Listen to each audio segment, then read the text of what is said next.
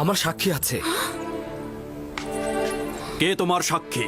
নিয়ে এসো তাকে, এই মুহূর্তে তাকে তলব করো। জি জনাবে মালিক, অবশ্যই আমি সাক্ষীকে হাজির করে সত্যটা প্রমাণ করে দেব। সে না আমাকে চেনে, আর বানু জুলেখাকেও চেনে না।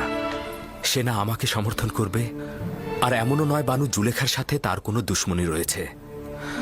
সে তোতা পাখির মতো সত্যটা বলে যাবে, আর এতে কার লাভ হচ্ছে আর কার ক্ষতি হচ্ছে সেটা সে বুঝবে না। সে কে? শাস্তি পাবার পূর্বেই তাকে এখানে তলব করো। আমার সাক্ষী সেই শিশুটি যার কান্না আপনি এখনো শুনতে পাচ্ছেন। তুমি কি আমার সাথে ঠাট্টা করছো? না জনাবে মালিক, আপনার কাছে আমি তাগাদ করছি, ওই শিশুটিকে দয়া করে এখানে নিয়ে আসুন, তাহলেই সত্য প্রমাণিত হয়ে যাবে। একজন নবজাতক সাক্ষী দেবে?